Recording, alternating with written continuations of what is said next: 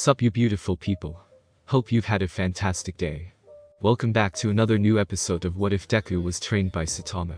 Don't forget to shower some appreciation onto the incredible author responsible for this fanfiction. The link is conveniently waiting for you in the description box down below.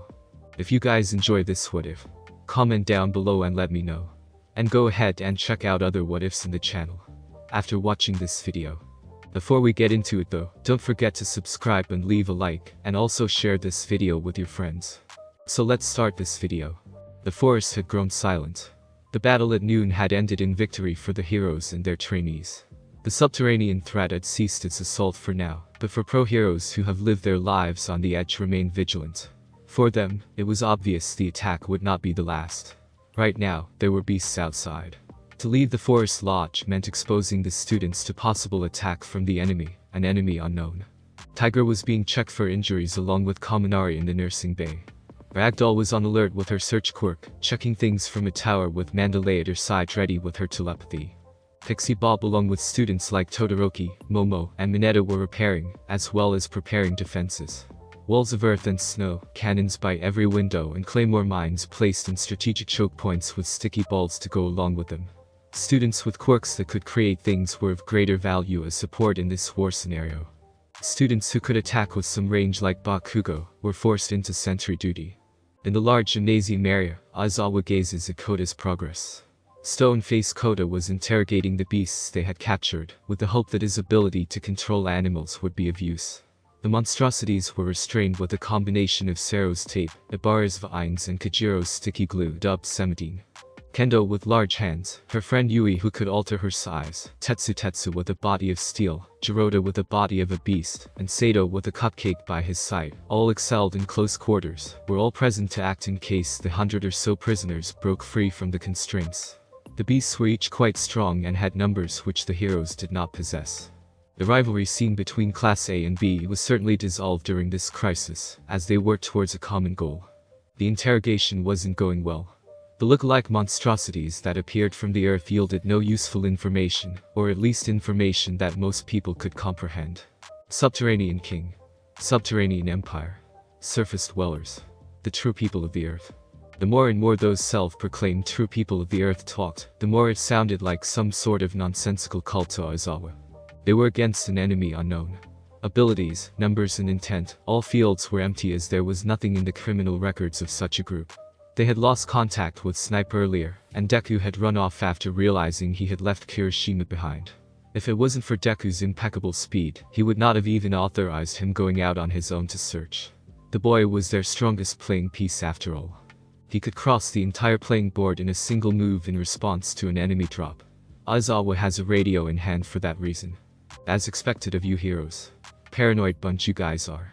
Shigaraki sat in a corner under the supervision of Aizawa, with the Shinketsu girl filming every minute of it. Most of the students and the teachers were mobilized, preparing defenses for an inevitable assault. Aizawa with his one remaining hand points to a dozen or so tied up subterraneans that were held prisoner. They were restrained to the floor by Mineta's pop-off sticky balls. Friends of yours. Shigaraki with his chapped lips and his unkempt appearance could only answer with this. You think a shut-in neat like me is capable of having that many friends? While such an excuse would work on some, it would not work in Aizawa, who sported an equally unkempt appearance with his wild hair and stubble. Neglecting his appearance didn't stop people from being approached by others. Aizawa knew that fact better than anyone as he had to put up with his ashy, aka-present Mike who had an especially loud mouth. Well, you're even popular with children. He noticed me. Kauta, who was a blatant fan of the handyman, was listening to the entire conversation from behind the door. His aunt was busy with other things at the moment, like the hulking beasts that were outside. Right now, there was no one supervising little Kauta. When Shigaraki was taken away to a corner by that unscrupulous-looking hero, it was only natural for Kauta to tail them. Like attracts like after all. Fellow orphans we are. How did you pray tell know that? Orphans like us aren't too uncommon in this society. Hero work is dangerous after all. Everyone alive today has a story like that. Grandpa got into an accident. Uncle killed by some mob boss. Mother carved up in some alleyway by a mugger. Father. There must be a reason why a kid surrounded by heroes looks so unhappy. Because something like that happened to me. Aizawa was growing impatient. Yet judging by the way their prisoner carried himself, physical interrogation would not work. Aizawa had little choice but to let Shigaraki drone on and on, with the hope of securing some useful information. Father Yusi was the son of a couple of heroes, but he was given away to a foster home. Kauta thinks back to his parents, of how they died in the line of duty, thus abandoning him. They put the happiness of others above their own son. Children are nothing more than baggage to the creatures known as heroes. Passed on to relative, or if no relative exists, passed on to any one of the many orphanages in this country. It was then Kauta remembered what Shigaraki had said in that interview months ago. It's not my fault. The power to decay, a quirk that was only useful for breaking things, and in those fledgling years as a toddler, such uncontrollably dangerous quirks would occasionally lead to tragedy with no one to blame but quirks themselves. Everyone is insane, killing each other like idiots with their quirks. Kauta hated quirks. He hated this hero society where his parents were praised for walking towards their own deaths. There was no end to morons picking a dangerous field of work because they had the right quirk. He hated how he was left alone, yet he wasn't special at all.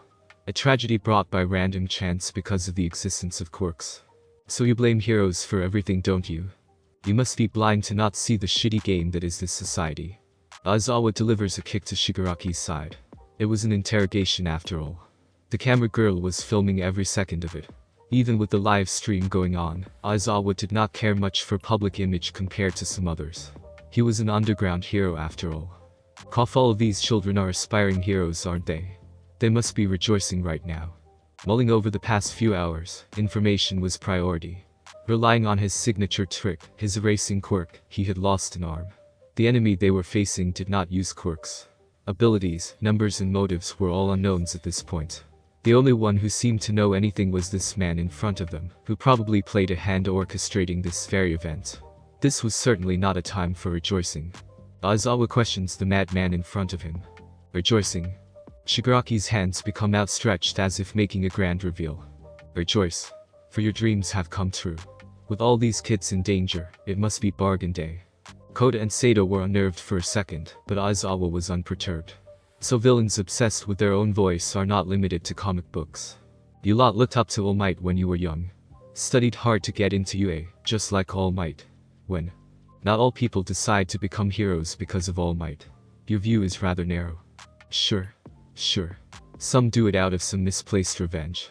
Some do it to make money off their quirk. They'll use their earnings to support their poor family that's squeezed by today's hero-based economy. On the playgrounds, they'll play heroes and villains. Of course it's make-believe, it's easy to get absorbed by these games, and before they know it, they're on the front lines. Like now. With Shigaraki's declaration, he seemed to be expecting something, and Aizawa was on guard, but as the minutes passed, it was clear nothing was happening. It was clear Shigaraki was simply playing them. Kids fighting proxy wars that have nothing to do with their lives. Thinking it's cool to fight. Heroes don't need a reason to fight. After all, for all of you, it has only ever been a shitty game. So you'll tell us who we're up against. Considering how they targeted you as well these past few hours, it stands to reason they are your allies. The reconnaissance unit that was observing the initial attack force had retreated once that green-haired behemoth appeared, but upon retreating they stumbled on potential hostages. 2 surface dwellers, 1 red-haired youngling and a diminutive elder. The youngling was carrying the elder who had appeared to be bound for unknown reasons, according to the scouts. They were supposed to be easy prey, but they appeared tougher than they appeared. Tackling one of the scouts with explosive force and with the aid of a stolen magma blade, the elder was able to break free from his constraints. He proved to be quite troublesome for the scouts with the way he bounced around. Size and numbers you have, but speed you do not. The swirl of a glowing blade kept the scouts at bay, for anything foolish enough to enter would be cut to pieces. One of the scouts had lost an arm in that exchange, but the tide had changed once they got hold of the red-haired youngling who was not as quick-footed. With the hostage, the old man had to stop. It was then the reinforcements had arrived, and the elder was eventually forced to retreat after severing 30 or so limbs. Looking at the bodies of the injured, each cut from the elder's blade was a mere disabling one, yet it was clear the elder had the skill to land fatal blows, if he was able to disable so many. In an underground cave, lit by the light of a magma blade, the subterranean king stands tall, but even so, he was at a loss. In that illuminated cave, the subterranean king stands over a single prisoner of war, a red-headed surface dweller. The subterranean king looks at their prisoner. The subordinate responsible with restraining him was covered in cuts. It appeared that this youngling had quite the troublesome protective hide. Be thankful that my men were spared by your elder, that's why you're alive. For reals.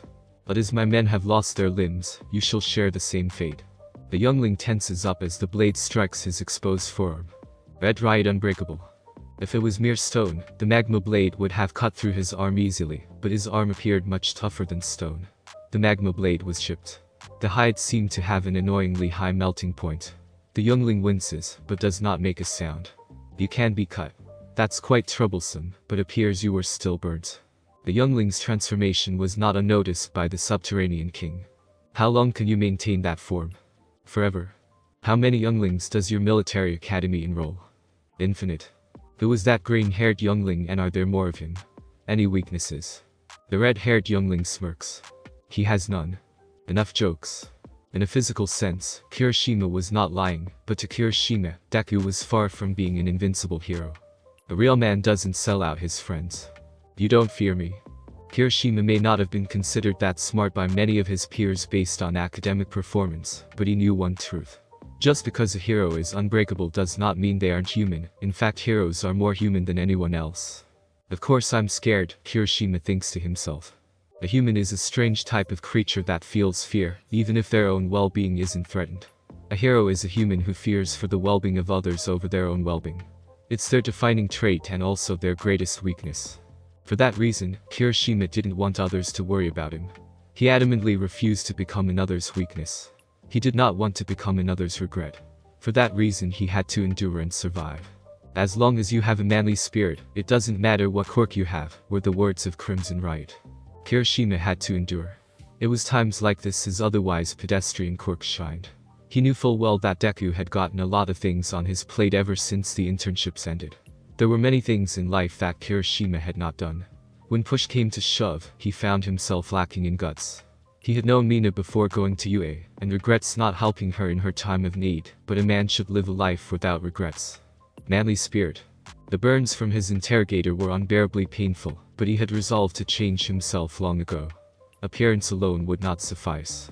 As someone looks troubled, he should not overlook them. For that reason, he had volunteered to be a test dummy for the power Deku himself was wary of. For that reason, he was stuck in this position. Even so, he did not blame anyone. As a man, he could not blame anyone.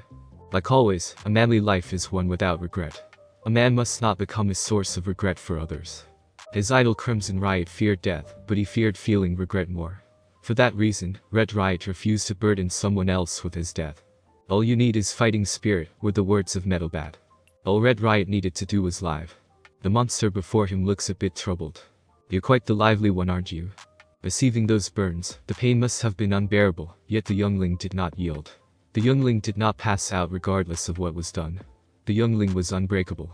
The subterranean king could not help but feel respect. The youngling before him was no youngling. He was a soldier whose loyalty put his own elites to shame. You're a fine soldier. I'll grant you that much. At the entrance of the underground cave, a sentry approaches. My liege. The green beast. He's breached our tunnels. It was only then the subterranean king noticed the tiny tablet the enemy soldier carried, not unlike those that were gifted to him by the sorcerer. The subterranean king crushes the tablet with his foot. This was the decisive moment. If they are attacking us right now with their strongest piece, then it only means that stronghold of theirs is unguarded. Most of the younglings aren't that strong. That was what the messenger suggests. They have no chance in a direct fight against that beast, but the beast was an outlier. The soldier in front of him was evidence of that. Without the beast guarding their little military academy, it was the perfect opportunity to gather hostages among the younglings. It was clear from the front lines that not every surface dweller was suited for combat. The low-class knights and their grunts will run past the beast as a distraction. You're ordering them to die, was what escapes the messenger's mandibles. Our elite forces will assault that little stronghold all at once. If we have some younglings hostage, that is the only way to beat back that beast. It's our only way to win this battle. The messenger salutes to his liege. Terror Vault. It was silent outdoors, yet everyone remained vigilant. Those responsible for strengthening the forest lodge's static defenses were still at work. Mineta especially was unnerved, which was not lost on Pixie Bob. The diminutive little pervert was always checking every corner, the ground and the ceiling while visibly shaking, completely expecting the monsters from outside to burst out of the woodwork. Though there were still places in the lodge to be reinforced with traps, it was clear the great boy was bleeding from overusing his quirk. Here, eat this and take a rest. Momo hands the boy a homemade meal replacement bar that Saito had prepared for all of his classmates. A myriad of quirks are dependent on a ready supply of food. Sato's abnormal strength was tied directly to the consumption of sugar.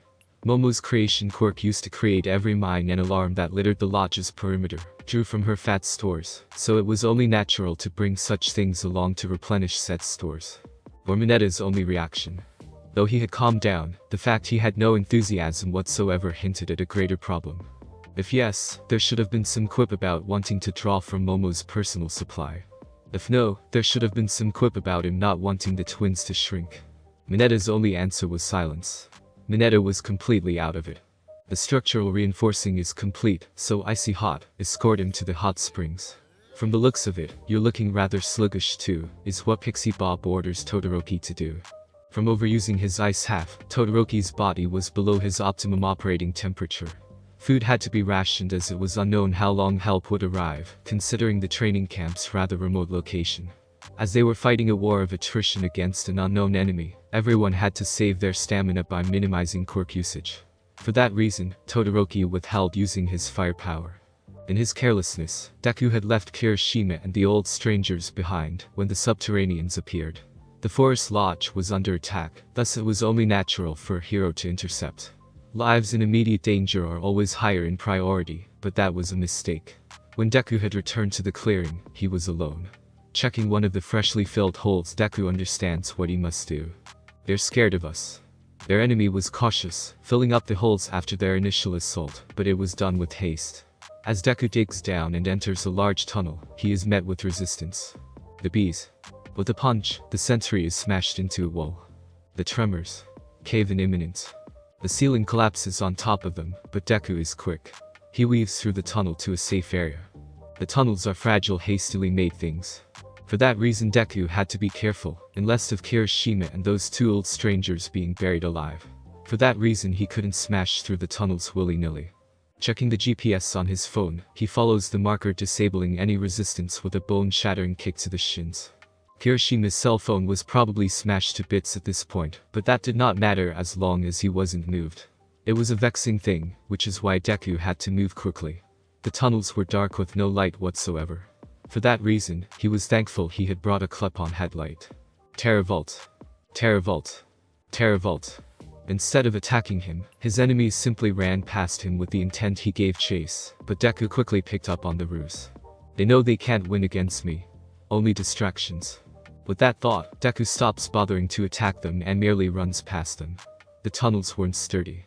Without the hostages in tow, he had to limit his speed lest the shockwaves collapse the tunnels, but as long as the GPS was working, he knew roughly where he was.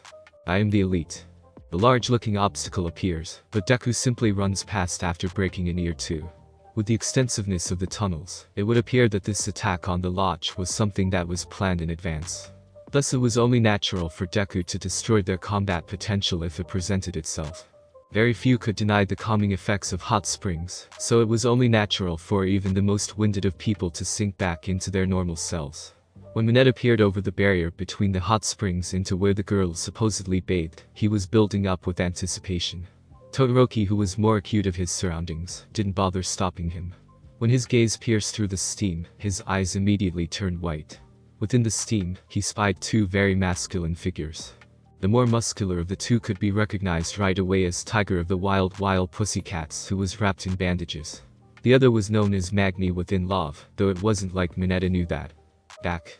There was only pity for whoever would have to clean the hot springs now contaminated with copious amounts of a certain someone's stomach contents. As the forest lodge was under lockdown, the use of the hot springs was undergoing rotation. The girls that were originally scheduled to bathe had postponed going to the hot springs once they saw the two figures that had beat them to the women's bath. Todoroki was absolutely unfazed by Minetta's antics. The enemy attacked at noon and thus many did not get the chance to eat. Todoroki puts his hand on Minetta's back and tells him this. It's only been around an hour. The cafeteria should be open. You need to maintain your battle potential. For that reason, Todoroki had to soak up more heat, and Mineta had to refill the contents of his stomach. Everyone needed to be on high alert of a potential attack, including the students. The adults were busy setting up defenses, bringing along any students that could aid them. Some students were blessed with quirks that could alter the terrain. Some students had quirks that allowed them to attack from a safe distance. Some students were simply the best in close quarters. Even so, there would invariably be some students that wouldn't be of much use during a lockdown.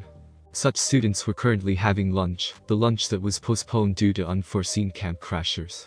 Mineta quickly joins the back of the waiting line behind Toru. Toru's invisibility did not have direct combat potential.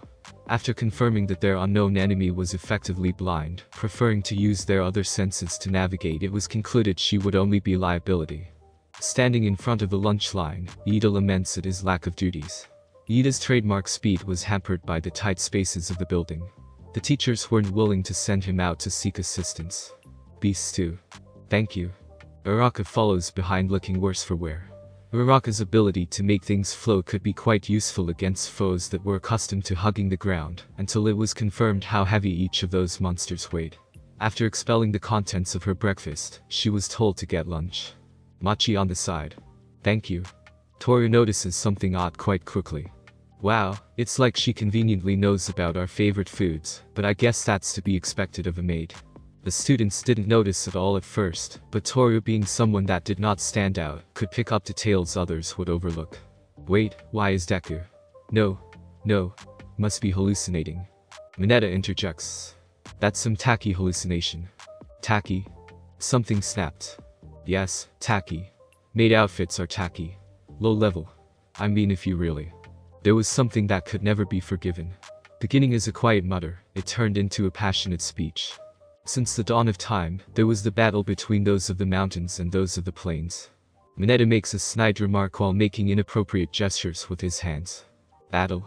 The mountains have already won. The plains cannot compete in terms of abundance. His opponent puts her hand on her chin. True, long ago, but it all changed when civilization sprouted. Mineta jumps onto the counter to gain the high ground. What you say? His opponent then too jumps onto the counter to reach an even greater height. The serving counter had become something akin to a small stage, and the rest of the diners assumed it was some sort of show to alleviate the stressful situation. A hand spreads out with all 5 fingers in defiance. Wait, Ida, isn't she the... Uraraka tries to say before being cut off.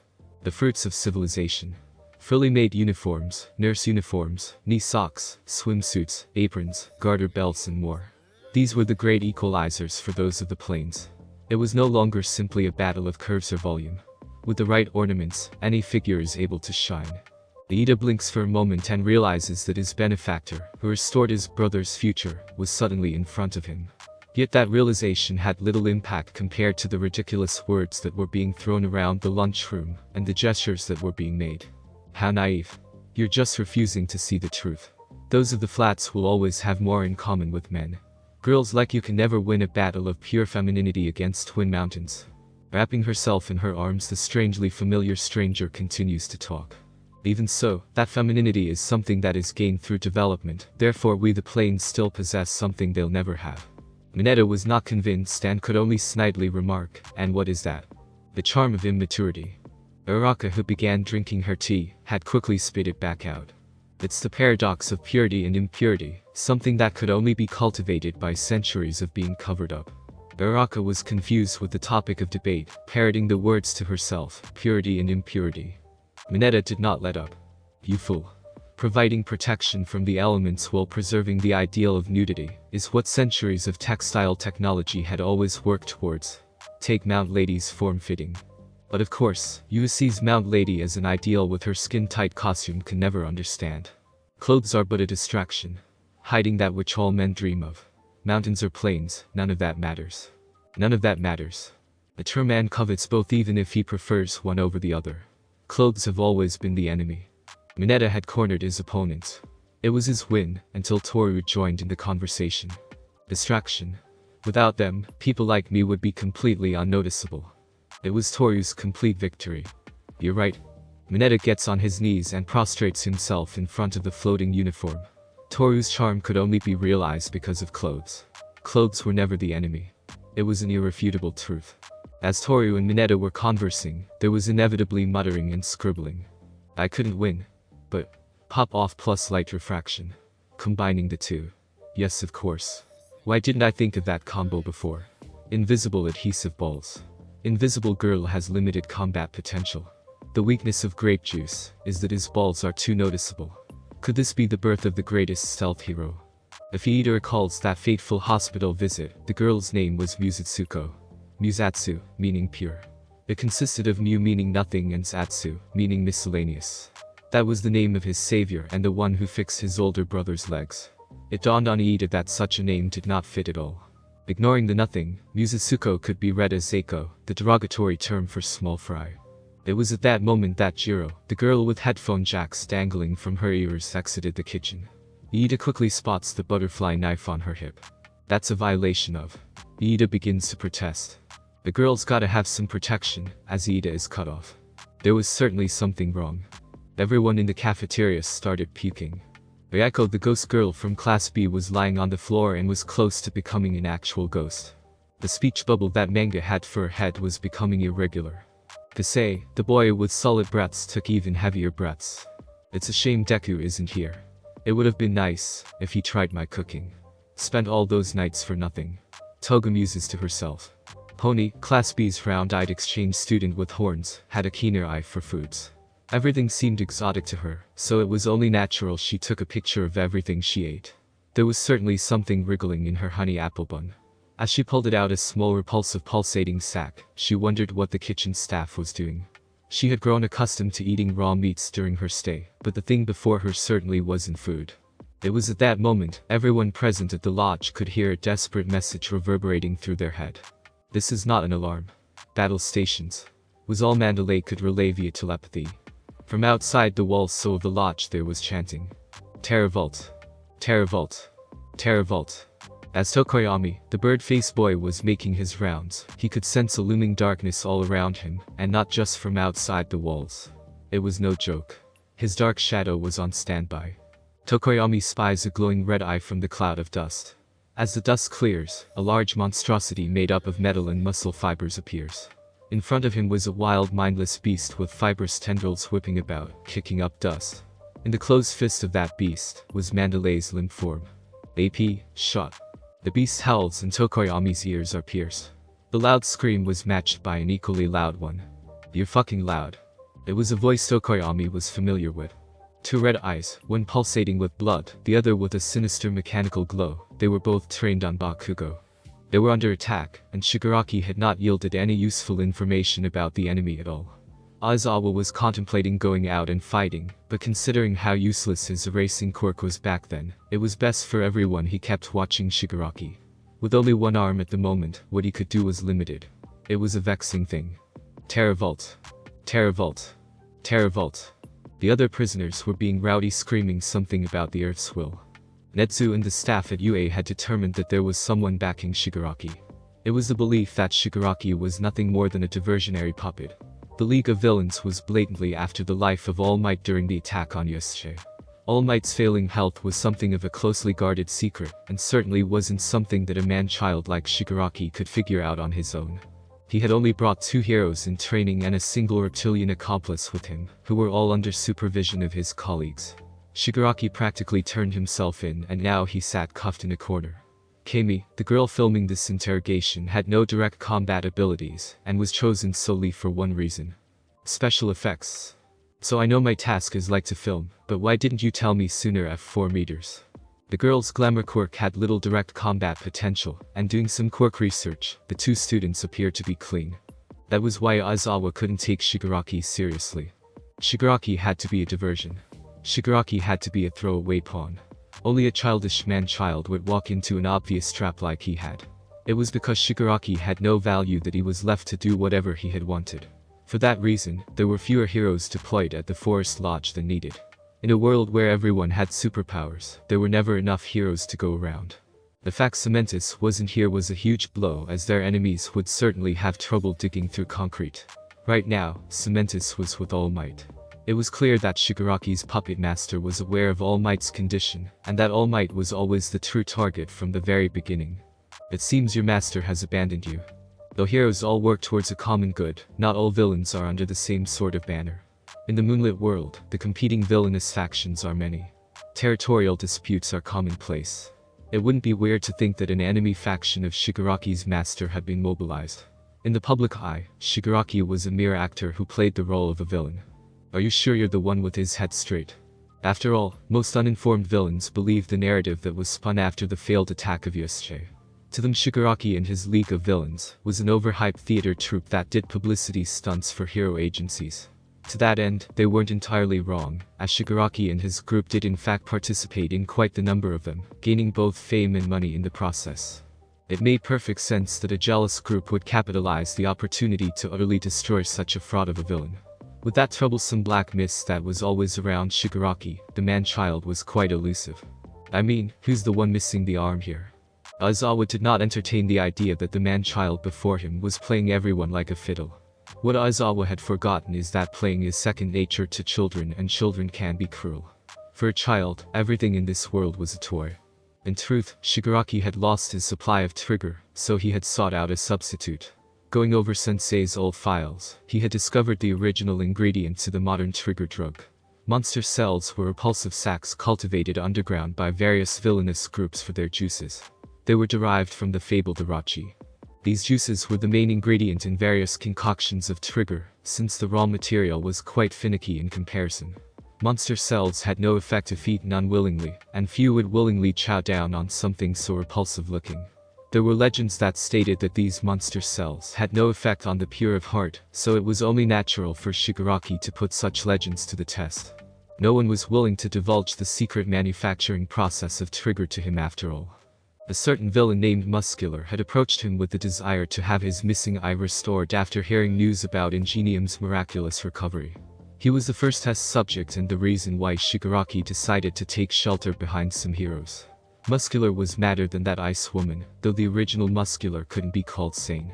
Shigaraki didn't want to waste a good Siamese fighting fish, so he picked out some other fish in the form of the subterranean people. He had intended for the forest lodge as the aquarium. It was Spinner that suggested that UA students be used as the next test subjects. If they were camping, might as well go fishing. This must be a test for true heroes like yourselves. There were enemies outside and hopefully enemies growing within. Shigaraki had but a single thought. This situation is what Sensei calls a pincer attack, right? Zerg rush. Zerg rush. The subterranean king stands before the green beast in the dim cave illuminated by magma blades. Behind the beast lay the scattered bodies of his subjects. The beast isn't looking at him, only at the soldier restrained on the ground who was covered in various burns. The subterranean king prepares his blades, yet when he brought them to bear, he was unarmed. He was unarmed, literally. On the floor, his limbs were scattered, and the green beast was already behind him. As he turned his back to look at the beast's back was facing him. For the beast, the subterranean king was never a factor. "I am here," is what the beast utters as he scoops his fallen comrade in his arms. "Deku. Where are the others?" "They already escaped." "Got it," were the words of the beast that spelled imminent demise. The subterranean king musters all of his courage, even with his life force spilling out. He charges at the unbeatable enemy, yet before he could reach his target, the ceiling explodes. With his objective in his arms, the beast had no reservations about collapsing the tunnels. The beast is gone and the tunnels collapse. As the subterranean king is buried alive, he laments at his own weakness. It was never a battle and he never stood a chance. He was not even a pebble on the side of the road. He was never in the beast's vision. The world for the subterranean king was always a world lacking in light. The dirt and rubble pile on top of him. It's dark. It was only natural for the true people of the earth to become one with the earth once more. Maybe that was the true will of the earth all along. Terra Vault. "So is this the mountain lodge?" is what Saitama asks a local giant who wore a huge radio as a necklace. "Do you mean the forest lodge?" The Gantamachia was perplexed when a bald man in a yellow jumpsuit had approached him. They were in the middle of nowhere surrounded by trees. Wherever they were, it was certainly not the forest lodge that was owned by the wild pussycats, because this was the place Gigantomachia hung out. Wait. Is that what it's called? Gigantomachia could feel it. This was the one that his master had always talked about. This was the one that his master feared. In battle, Gigantomachia had no chance, but as long as this one roams about, his master all for one could not be content. Gigantomachia needed time to think. "Do you have a map?" Saitama pulls out a map and spreads it on the grass. The giant takes out a thermos and 2 cups, filling each with tea. Thanks. Saitama was surprised. The giant showed courtesy that many others lacked. Is the sound the giant makes as he sips his cup of imperial golden tips. This is some high-class tea, Saitama admits. Whatever he was drinking, it was clearly a cut above what he normally drank. There was uproar in the lunchroom. Kusei, the plain-looking boy from Class B, was ballooning to comical proportions. Kusei exhales. Manama. The entrance to the cafeteria is covered in a thick layer of solid air, as Kusei returns to his original size. Yet there was certainly something off about the way he looked, especially with that smile on his face.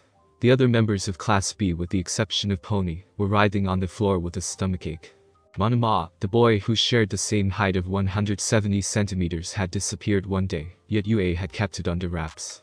Manama was smart, but always tended to lose sight of what was truly important. He had tried to provoke Bakugo during the cavalry battle, instead of focusing on the larger threat, simply because of what the prior had said at the beginning of the sports festival. Kusei was always there to ground Manama along with Kendo, yet Manama wasn't around anymore. Class A. Maybe he blamed himself for Manama's disappearance. He didn't pay much attention at Manama's proclamation at joining the theater troupe that participated in the USJ drill that Class A had taken a part of. Even so, part of him now wanted someone to blame. Class, as Kusei inhales once more. Obstruction of doors is against. Iida says before he is cut off. Duck, is what Uraka says before slamming Iida into the floor along with her. A, comes out of Kusei's mouth like a bullet. This cannonball of solid air with enough power to remove one's head had whizzed past where Iida's head should have been. All Iida could hear was the sound of a body dropping, and his heartbeat rises. It was a surreal sense of nostalgia for Iida. Bureau rushes back into the kitchen. As Mineta and Toru follow, the door is slammed in their faces. Ow. What was that? A switch is turned on, and the serving counter enters lockdown mode, with steel shutters come crashing down. You're not leaving us to die. Is this about me trying to peek on the girls' locker room? Were you actually? Mineta wails. I don't think that was actually Jiro. Is what Toru explains to Mineta. Class, is what Kusei says as he inhales once more before Pony slams into him with her horns. Horn cannon. The bad guy with a gun can only be stopped by a good guy with a gun, and girl, you got 2 guns on your head, were the words of Pony's father. Friendship was magic, that was what Pony believed, but in order to protect her friends, something more was needed. The horns did not pierce the balloon. Instead, Pony is rebounded off of Kusei's inflated stomach and is slammed against a wall. Kusei's eyes were trained on her. A Cipro burst. Iida speeds behind Kusei with Uraka on his back, quickly collecting the fallen students of Class B. Uraka's zero-gravity quirk was useful in this regard. While Iida had to bear her weight on his back, the other students weighed nothing. To save people as quickly as possible was the ideal. Iida followed in the footsteps of his older brother. Iida's heart was racing. On that day at Hosu, he had certainly died, with only revenge flashing through his mind. Iida could not forgive the hero killer for crippling the brother he had admired. Stain's sword had pierced him and he had lost his life. Many feelings were swirling around up to that point. Yet all those feelings were all for nothing. His death was undone. Within that week, his brother had his crippling injuries undone as well. Monster was the word that had come out of his mouth in place of gratitude during that hospital visit by Midoriya's sister. Maybe Iida never recovered from his trauma in that mock battle with the Midoriya boy. Generations removed from the civil turmoil when those without quirks feared those with quirks, he believed that era to be far away, yet the feelings he harbored refuted this. Monsters with powers beyond common sense, with nothing to lose, roamed the earth. It was natural for normal people to not be able to relate to such beings at all. His life and his brother's legs were saved. He should have been grateful. Even so, he could not find it in himself to thank her. His instincts were screaming at him that the one before him that day was a monster, the natural enemy of humans. Any act of goodwill had to be performed out of a mere whim. There was no way a monster like that can be killed by a puff of air. That was why he could focus on the things at hand. At any rate, right now, the inflated Kusei gave off that same sort of feeling. From the trauma he had experienced this year, Iida could no longer comprehend what being a hero meant anymore, so he focuses his thought on a single ideal. To save people as quickly as possible was the challenge Iida was muttering under his breath. He needed to get the people on his back to safety as quickly as possible. A drawn-out fight in the lunchroom would be straying from that ideal, but the entrance was blocked off. Kusei had to be taken down. He empties his mind of all wandering thoughts. As Kasei turned to face the speedster behind him, he rapidly expands and contracts like a puffer fish, firing off a 3-round burst of cannonballs. Even so, Ida quickly dodges to the side and the balls of solid air crash into the wall of solid air, creating shrapnel of solid air. "Ah!" is the groan Ryako the ghost girl lets out as shrapnel is lodged in her stomach. Ida winces and grits his teeth. The situation looked dire, but Kasei's attack was a double-edged sword. As a monster that has lost his reasoning, he did not foresee the fact his attack would create a perfect entrance of escape. Well, perfect was putting it mildly, considering the hole produced in the wall of air could barely fit a single person. "Ida, we need to get to the infirmary quick, she doesn't look alright," Uraraka says frantically. To get the 3 immobile students of Class B to safety, someone needed to draw Kasei's attention. Mineta was a coward, but in all the things of this world, he knew one truth. Cute girls are a precious commodity. He would not forgive the ruffian who would handle the cute blue-eyed foreign-horned girls so roughly. Mineta had jumped onto the back of the balloon boy, scurrying along the surface with his sticky balls in hand. As Kasei tried to exhale, he had found a big purple ball shoved in his face. "You liar. Those things aren't grapes, someone could choke on those," were Saitama's scolding words to him. Saitama didn't agree with the hero name he had picked. "Choke on it." Kasei tries to exhale, but cannot. His nose and mouth were sealed. Kasei throws himself on the floor gasping for breath. With his newly acquired lung capacity from his transformation, he had enough oxygen to last him hours, but with his air pathways sealed, he was no longer a threat. Kasei frantically struggles as he is knocked off balance. He rolls around until settling in one place. It seemed like the battle was over. Unfortunately, the world was a chaotic place. A nearby wall explodes and Bakugo careens into Kasei, and like a billiard ball, Kasei is propelled. Kasei bounces around the room without stopping. As the smoke clears, the occupants of the lunchroom could see a giant monster of metal and muscle. A struggling Tokoyami was trapped in the monster's whip-like muscle fibers, but the monster did not care to notice and started to ramble. "What's this? What's this? Were you really just all talk?" The inflated Kasei enters the monster's view and is kicked at Bakugo like a soccer ball. The ball bounces off Bakugo and all around the room at an even greater speed. "Wah!" Both Mineta and Toru scream as they attempt to dodge the ball. The bird-faced boy named Tokoyami had presumably tried to stop the monster, but his dark shadow simply got entangled, resulting in the current predicament. Bakugo stands up against the wall with a broken leg. It was a familiar feeling. His head was dizzy and he was having trouble thinking, but one thing was clear. "You're just playing around, ain't you?" The monster before him had plenty of strength to end the fight any number of ways, but was simply kicking Bakugo around. Bakugo knew this feeling of being outclassed well. Except this time, his enemy had the mindset of an overgrown house cat. "What's wrong with playing? Come on, it's no fun if I blow my load too quickly." Bakugo could feel that his throat was dry. He was putting his sweat glands to work after all. He did not have his gauntlets with him. His output was limited. He could not win in a contest of pure power. That was obvious from the start. Every attack he launched, his opponent easily dodged with speeds faster than his eyes could track. Even so, a hero always wins. That is the ideal Bakugo lived by, but always fell short of. It was the reason why he gave Deku a hard time during their childhood. Weaklings are victims and can never hope to be heroes, but Deku refused his inborn status of victim, pressing on to become a hero. That was why Bakugo could not accept him. It was insulting that a daydreaming weakling claimed to pine for the same goal. He was a weakling that certainly did not take the climb as seriously as he did. Yet in these recent years, Deku had started to take things seriously, and he had overturned the natural order of the world, and became someone that stood even above those carefully bred elites like Todoroki. It was frustrating, but Deku had achieved the ideal he had sought all his life. Heroes aren't cool because they're heroes. They're heroes because they're cool. Mineta gathers his resolve. Toru was beside him, picking the unconscious pony up. Girls were watching, so he had to act cool. His quirk may not have been impressive, but it would prove useful against the monster before them. The coward breaks into a smirk.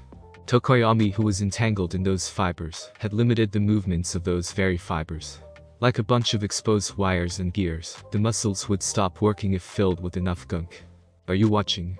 Mineta pops off a ball from his head as blood flows from his mouth, and chucks them at the monster, but the ball was too slow. The monster dodges easily. "Oh?" The monster grins and swats Mineta away. "Gah!" Before it could target Toru and Pony, Bakugo intervenes with an AP shot. It doesn't do any noticeable damage, but he had re-attracted the monster's attention. You can't hurt me with that little pea shooter. Don't even need to dodge actually. It says as the neck rotates.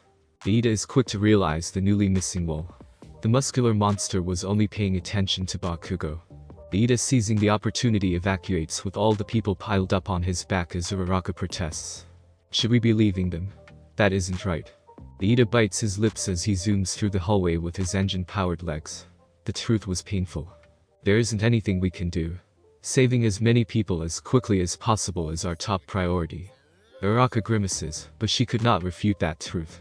As Mineta lay on the ground injured, he continues to pop off more balls and throw them at the enemy.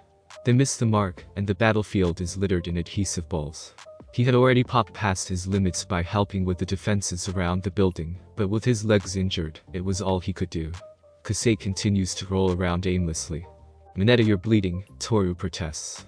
Mineta does not stop and throws them frantically and aimlessly. The monster doesn't even look back. Bakugo is tossed around, not unlike how Ragdoll was tossed around when the monster appeared. He could taste the blood in his mouth. Even so, Bakugo had enough awareness to propel himself away from the balls that now littered the floor. Thought you put up more of a fight. I'm kinda disappointed, the monster says without much thought. Muscular takes the kill slowly. Whenever Bakugo tried to use a point-blank blast, Muscular would dodge in an instant at a speed faster than the naked eye could keep track of. Bakugo could not hit his enemy. If he could not hit his enemy, how could he win? Bakugo's head was no longer on straight, and he started hallucinating. Bakugo had taken pride in his humble origins. Born to an unassuming couple and attended a no-name middle school. Through tenacity, grit and talent, he wanted to prove that he was better than those sheltered prep school kids who had everything, but such a thing was hypocrisy. He had been blessed from the start. Deku's pitiful quirkless existence had made that abundantly clear from the start. As Bakugo is slammed into the wall, he wonders. If Deku can do it, why can't I? Rising from the faceless masses, the strongest appears at the summit. Victory is only as valuable as the climb it is to get there. Defying common sense and overturning reality.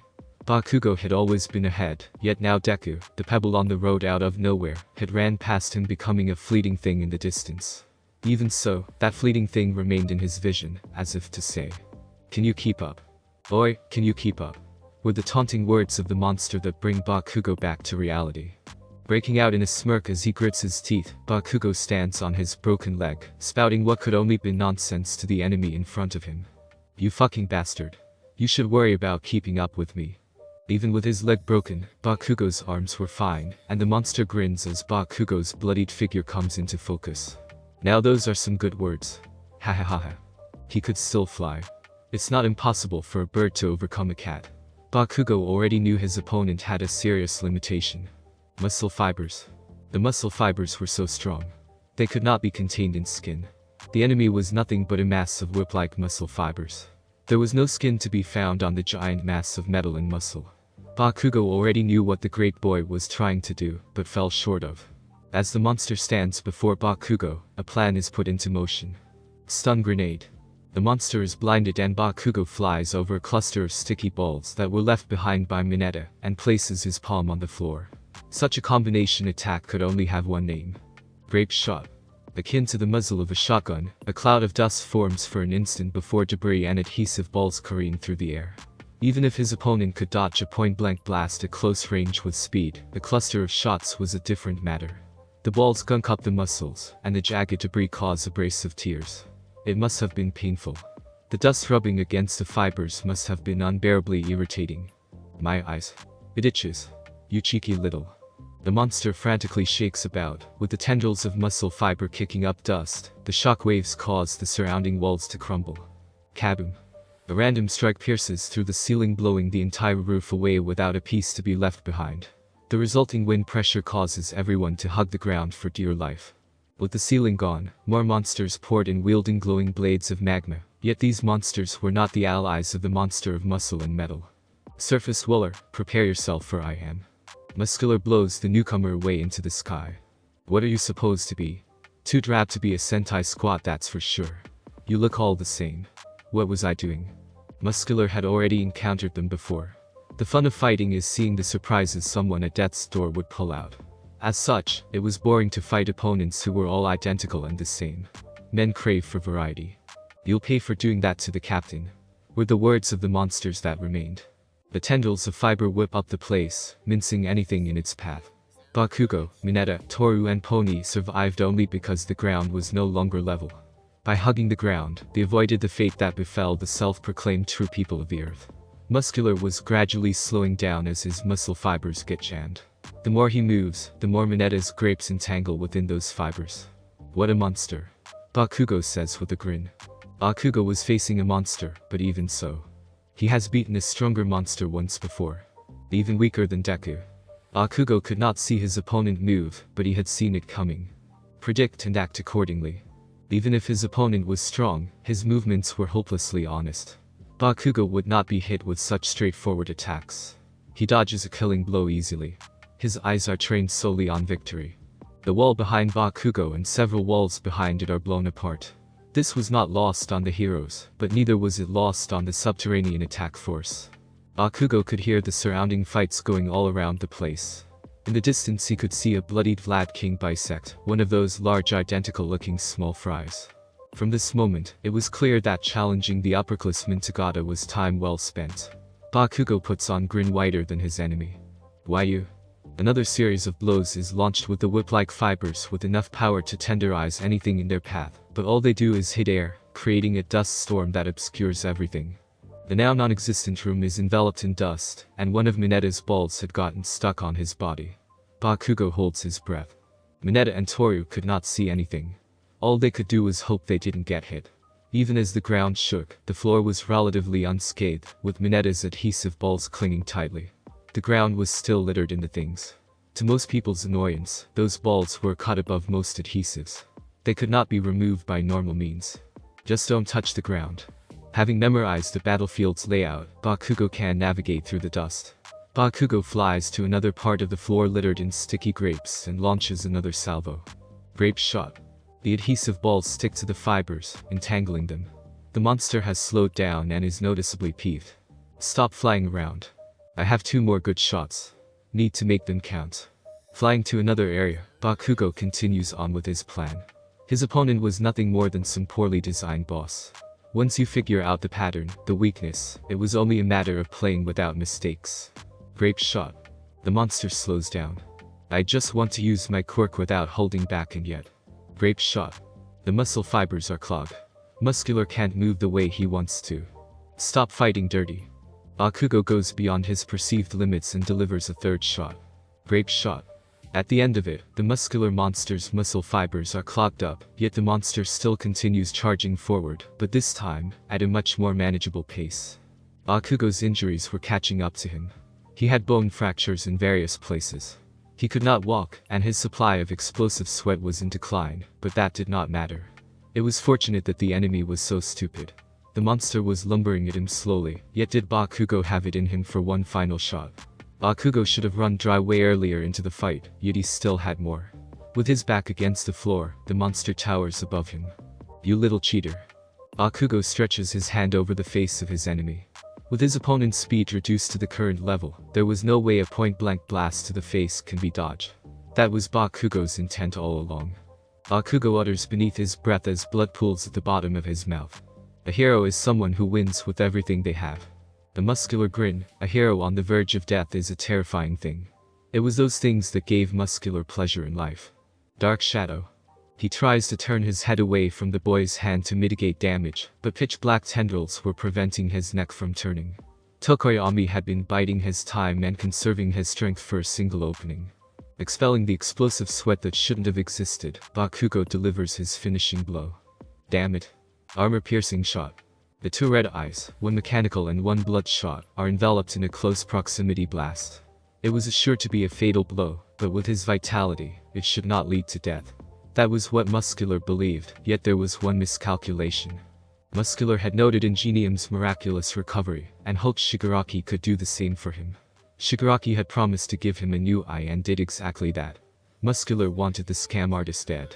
We all do our best and deal with the result. What's bad is when you can't put your money where your mouth is. I wanted a real eye, not another prosthetic. The Joker had given him another mechanical eye and ran off in a puff of black smoke. After being fed that disgusting thing while on the operating table, he had found some extra strength, but his muscles could no longer be contained within his skin. He could no longer blend into normal crowds, which annoyed him. Such was another reason Muscular had sought out the Forest Lodge. The scam artist Muscular wanted dead and decided to hide behind some heroes, according to the informant Jiren. It was only natural for Muscular to crash the camp. Boom. A second explosion. As the smoke cleared, the monster reemerges with its head blown clean off. Just because Muscular had become stronger as a monster didn't mean his mechanical eye had become stronger. Chain explosion. Don't tell me that red eye was a bomb. Shigaraki knew the value of insurance policies and had something prepared just in case things got really hairy, but it had backfired. He's dead. Bakugo's consciousness barely clings on. Attack the weak point for massive damage. The lunchroom was covered in large adhesive pellets, no thanks to Bakugo's incessant use of explosions. It was unfortunate that one got stuck on Toru's foot during the battle, and she could no longer walk away. She tried her best to apply first aid the unconscious pony. It was a miracle they didn't die during the fight. The lockdown shutters of the lunch counter deactivate and two people walk out. One is Jiro, the other looked like Deku, but as a maid. There were rumors of an odd sibling, but Toru had always believed them to be one of Uraraka's weird fantasies. The oddest thing was that Toru could not sense the doppelganger's presence, which was significant coming from an invisible girl. Without the eye-catching maid outfit, Toru would have dismissed her as something in the background. This contrast makes the resulting presence quite disturbing. The doppelganger stands over the injured Bakugo with a hand touching his face. That was so cool. Bakugo gets defensive and aims his hand, yet he had used up all his sweat against Muscular. Damn it. Scraping away a dramatic victory at the last moment like a main character. Always so defiant to the very end. Those words were directed at Jiro, or rather her imposter. You're trying to make him seem appealing to me, aren't you? You really want him to join us. Bakugo remembers that infuriating girl that looked like Deku.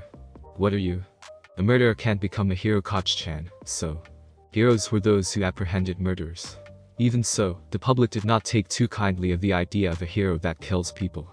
All Might's scuffle with All for One was kept under wraps for that very reason. If a hero in training could not become a hero, then you're wasting your time. Whether the events that transpired were set up, it did not matter to Bakugo. Villains were the losers in this world, and Bakugo wanted to be a winner, a hero. For that reason, Bakugo would never stray from the hero's path. It's not my fault. You said that a lot as a kid, but that excuse won't fly with the authorities this time, so. Bull. The Jiro imposter takes out a butterfly knife. People show their true nature when they're about to die. Stain said that, didn't he? There is a short pause as the imposter gathers her thoughts. People love flowers, so they cut them. People love animals, so they eat them. To find out everything about a person, you must drive them to despair. If Deku could not be hurt, then you simply had to hurt the people he wants to protect. It was then Vlad King intervenes. He would not be fooled again. Himiko. The missing walls were something Deku could not miss. In the middle of the rubble, Deku could spy various corpses of the underground fanatical group. Toru had her foot caught on something and was tending to an injured Class B student.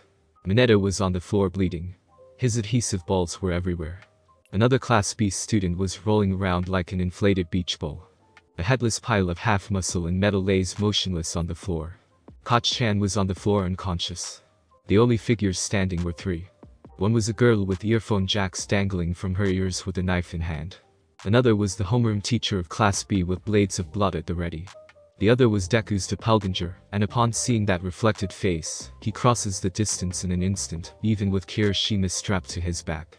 The doppelganger struggles beneath Deku's boot. It's not my fault. They were like this when I got here, honest. Deku's gaze shifts to Jiro, who was preparing for a stab with the butterfly knife in hand. What happened to the real one? The disguise melts off and a familiar blonde is revealed.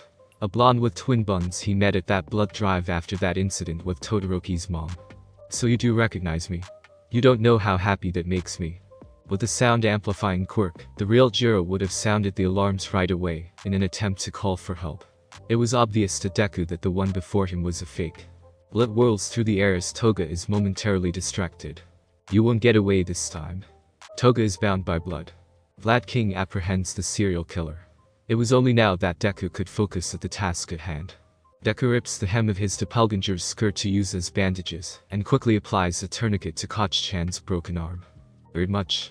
Koch-chan had always bullied him when they were kids, but Deku continued to care for Koch-chan. People had always asked him why, and Deku had always responded with, "I'm not a victim." Midoriya had always loved the world and the people in it. Everywhere around him were amazing people in all shapes and sizes with their own quirk. Each day there was always something new. The world was never boring. The world was a truly beautiful place. Those that protected the world were called heroes. That was why Midoriya wanted to become a hero like All Might. "Ha, you were there." Midoriya had heard that line many times as a child. Quirkless, plain and forgettable. Midoriya was a nobody. The world was a wild and beautiful place, yet Midoriya, who lacked a quirk, lacked a place in it. Becoming a hero was an impossible dream, a mere delusion. That was the source of Midoriya's first taste of despair. Even so, the most beautiful things in this world are beautiful precisely because they are unattainable. From that despair burned an even greater hope. Overlooked by everyone, the concept of a hero that never overlooks anyone became even more beautiful. A hero needed to be strong, because a hero always wins. A hero can never lose, but Midoriya was a loser. That was why Midoriya had always wanted to win. To win, you just have to beat the winners. Zeiko mutters beneath her breath as she gazes up at Deku, who has his foot pressed against her. People need to despair before they know what hope truly is. Too many take this world for granted. Too many winners that should be smiling that never smile, thinking themselves misfortunate. Deku simply ignores her, but Zeiko continues to mutter with an innocent smile. Entitled elites that think themselves as victims need to have true despair screwed into their heads. Deku grits his teeth at such a statement. "I never overlook anyone." The Todoroki family. The foot is driven deeper as the devil's smile grows whiter. "Shut up," were the only words that came out of Deku's mouth, and the doppelganger had resigned. 10 words or less. Saitama never explained the reasoning behind such a policy, but Deku now believes he has the answer. If a villain cannot best you in battle, they would resort to words and turn the battle into one of resolve. A hero must smash through every obstacle, physical or mental. Deku repeats the question to the restrained serial killer named Toga. "What happened to Jiro?" The serial killer is simply amused. "What didn't happen?" Deku recalls how he broke the legs of the girl before him, yet here she is before them. "I'm usually the one." Vlad King wraps the blood around the serial killer and places her on his back. Toru was stuck to the floor with adhesives, so the homeroom teacher digs around the adhesives with his spade of blood. He repeats the same thing for Mineta, Toru, Pony and Zeiko as well. The unconscious Tokoyami that was still trapped under the corpse comprised of muscle fibers was given smelling salts. His injuries were mostly cosmetic. "We need to get to the infirmary bay," the teacher says, and Deku could not deny that. Toga struggles to free herself from the blood, but to no avail, she could only watch on. As she looks at Deku from the distance, she could see that Deku wasn't smiling. Toga had seen his anguished face before. That face he makes when he injures his enemy. A gentle boy that winces harder than the one he hurts. Yes, that face were the only thoughts in Toga's mind. Terrevolt could be heard outside. With the forest lodge crumbling around them, the prisoners under the eye of Aizawa and various students broke free from their restraints. They were waiting for this moment. A two-pronged attack from outside and inside. Terrevolt. Sato downs his sugary snack and boosts his power level by a factor of 5, but the prisoners outnumbered his fellow students by a factor of 10. Kendo and Tetsu are forced back by the prisoners. "We're retreating, anyone who dies gets remedial lessons." "More?" some of the students exclaim. Aizawa grabs Kami with his one remaining hand and others with his scarf. Even with his special scarf, he was missing a hand. At this outcome, it was only natural for those not on their feet, and who were not heroes like Shigaraki to be abandoned. "Wait, fakes. Come back. You're not even hiding it anymore," is what the tied-up Spinner protests as he sees the subterraneans rise up.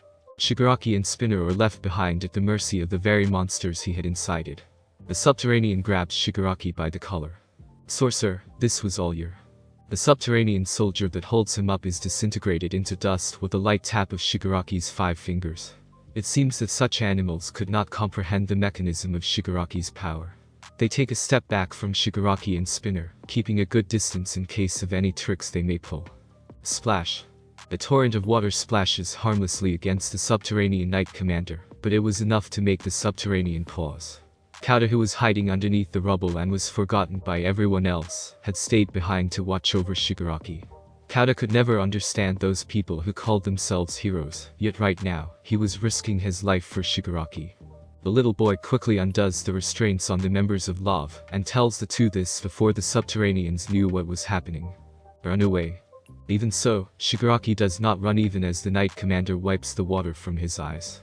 Not even your younglings know honor, the freed subterranean Knight Commander responds to the series of events before him. You elites called knights with a monopoly on violence, throw around something called honor, that ever applied to your own kind, like heroes and their justice. Selfish, isn't it?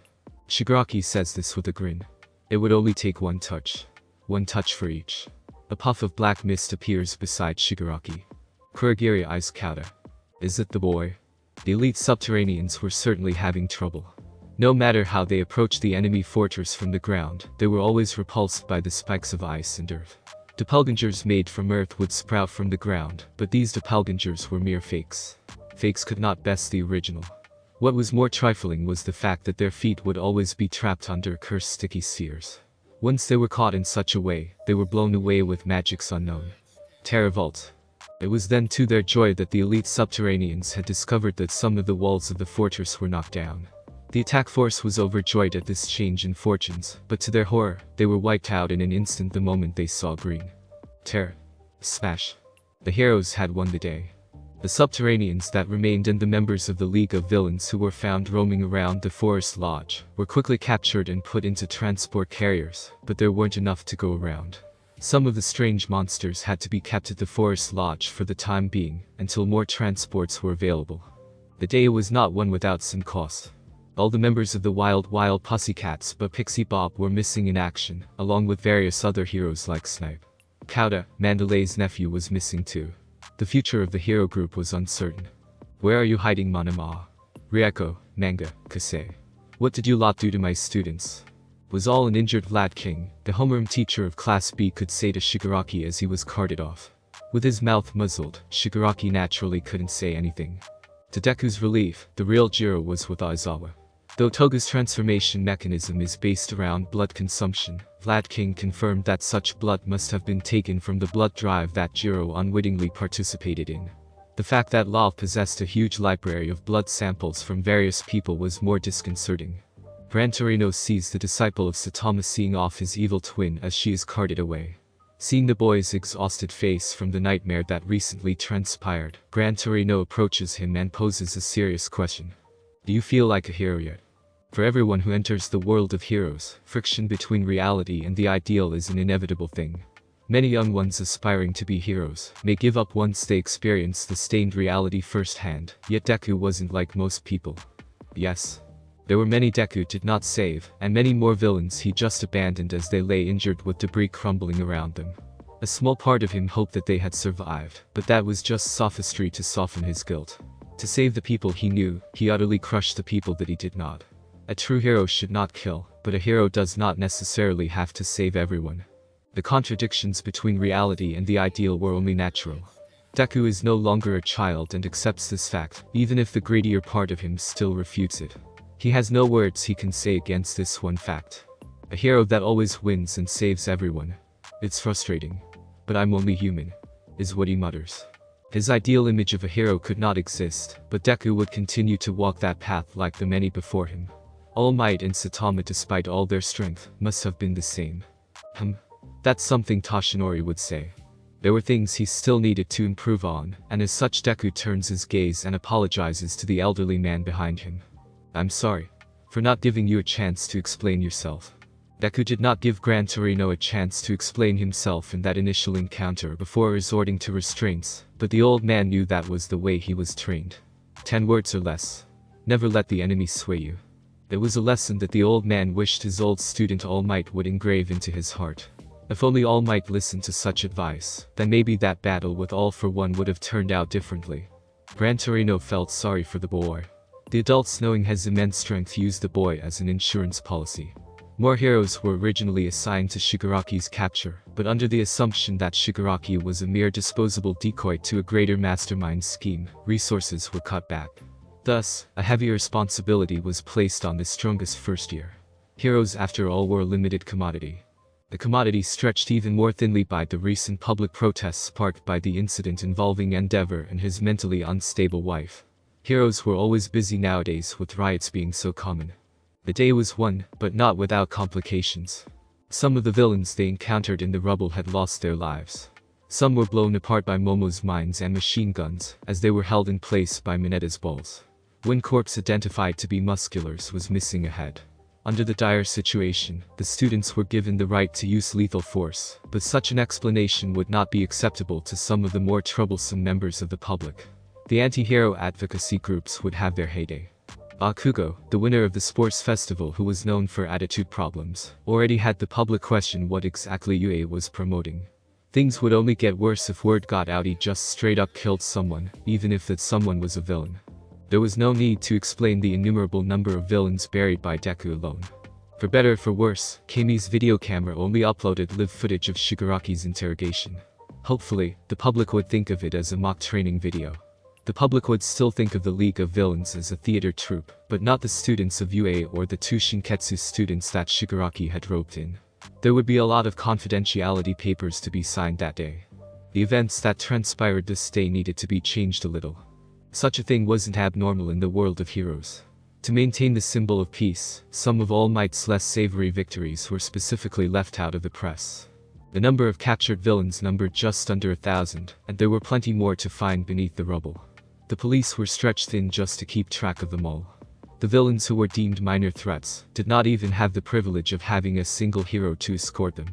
The League of Villains that employed a wide range of teenagers was certainly rated lower on the threat scale than the militant subterraneans that seemed to be part of a well-oiled private army. A certain driver was feeling uneasy with the League of Villains stuffed at the back. No hero was in sight. The Forest Lodge was quite the remote location. There would be a lot of distance to cover. Lots of routes were mapped to different detention facilities. Shigaraki could not believe that things were going so smoothly. Shigaraki could have simply left with Kurogiri, but he chose to get captured for a single reason. The back of the transport carrier is uncreated, and Shigaraki spies a certain Yakuza boss who wore a witch doctor's mask. "Overhaul, you came," was what Shigaraki said, though it was certain no one could hear past the muzzle. In the chaos of the attack, Kurogiri had picked up a certain child in a puff of black mist.